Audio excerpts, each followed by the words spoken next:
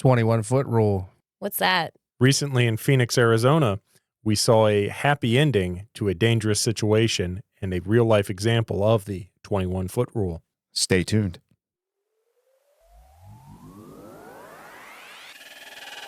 I'm Duane Urban, and welcome to the Urban Defense Podcast, featuring discussion on firearms, concealed carry, self-defense, the law, and much more.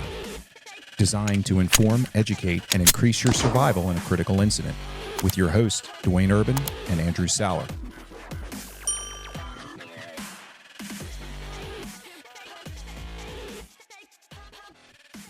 Welcome to the Urban Defense Podcast. I'm Duane Urban, and in today's abbreviated episode, we're going to be taking a look at a video that was sent to us by a viewer for discussion.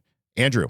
Today, we'll be watching a video from Phoenix, Arizona, where a knife-wielding maniac proceeds to chase an officer around, and you'll see how quickly distances can be closed and how a knife is always loaded, and don't bring a knife to a gunfight.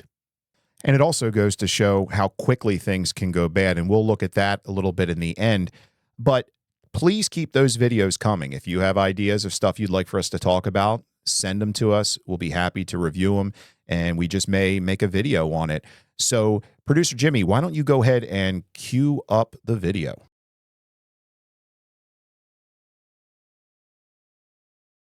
(911), what is the address of your emergency?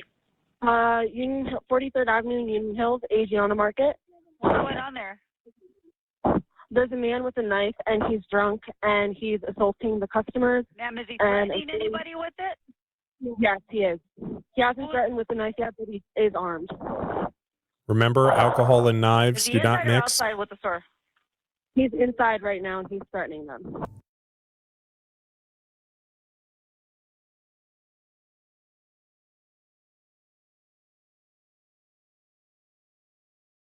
All right, so the officer's showing up, the body cam is on, and you're going to get sound in a moment as she approaches the suspect.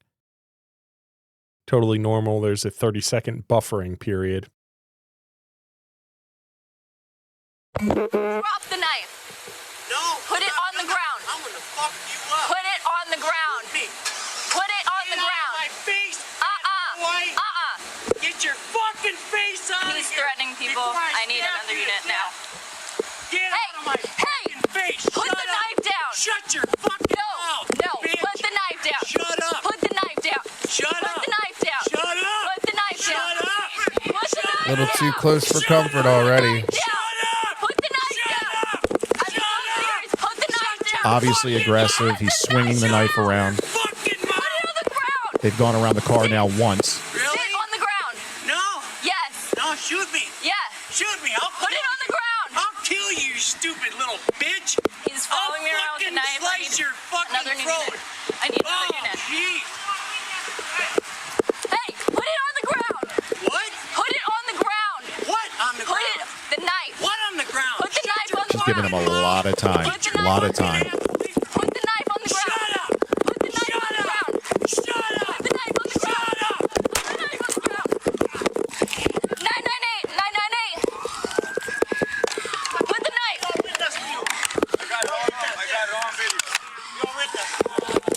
So she gave him an awful lot of time, and I understand why, given the world that we live in now, that law enforcement lives in now, constantly under scrutiny and obviously concern of whether or not she gave every opportunity to de-escalate the situation.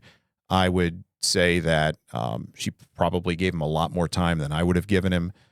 He was exhibiting dangerous behavior. He had a knife. He's swinging it around. He's telling her he's going to kill her. He's advancing on her. She's giving up her vehicle to him every time she gets away from the driver's side or steps away from the vehicle.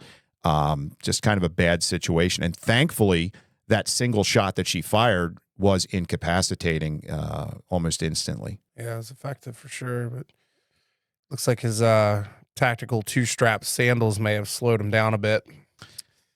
Perhaps. Perhaps. It's not my shoe of choice if I'm going to commit assault. No, I think the Birkenstock is probably not ideal tactical footwear. But yeah, I think, again, I don't want to second guess this officer, but from a Monday morning quarterback standpoint, there was a lot of time there that he had to advance on her and harm her. And he was clearly within that zone to be able to do that. He was much closer, I would articulate, than 21 feet. Viewing from the video, Andrew. This happened about 4 years ago. What happened to him, producer Jimmy? Yeah. See if you can. Yeah, see if it says anything. See if it's in the memo.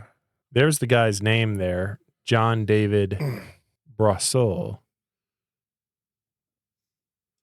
Google his name and see what happened to him.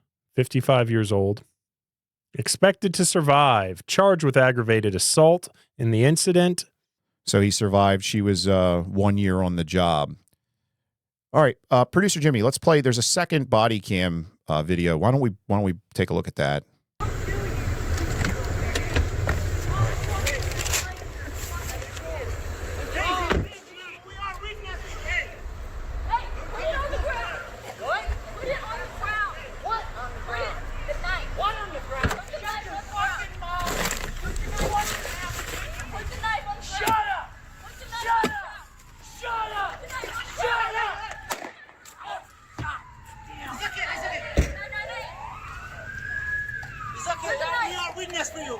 I got it all on video. Okay, so I understand now. I thought that was a second officer responding. That was actually a Samaritan filming with a cell phone.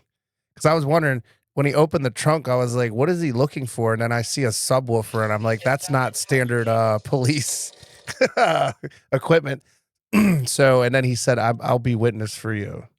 So, yeah, that was a good Samaritan, because I was like thinking, what is taking her backup so long to help her? Like, she's watching her get chased around the parking lot. Right. So okay. So not a second body cam. Yeah. Okay. He took that with a cell phone. So now to the original question, the 21-foot rule. So the 21-foot rule actually comes from law enforcement training. Producer Jimmy, where does exactly, to refresh my recollection on where that's coming from? Dennis Toller, former police trainer in Salt Lake City. So what essentially they came up with is that a suspect can close the distance, and a suspect with an edged weapon, and as Andrew loves to say, edged weapons are always loaded, can close the distance on you and get stabs on you before you can draw your weapon and actually get fire on them. So let's pull that video up.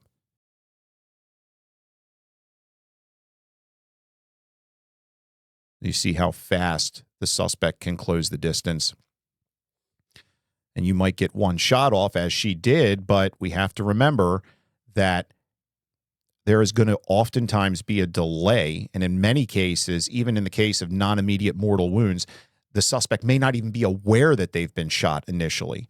So it's really important to keep that reactionary gap and get multiple rounds on target to stop the threat, and not hopefully let the target get so close to you that they have the ability to inflict serious bodily harm to you.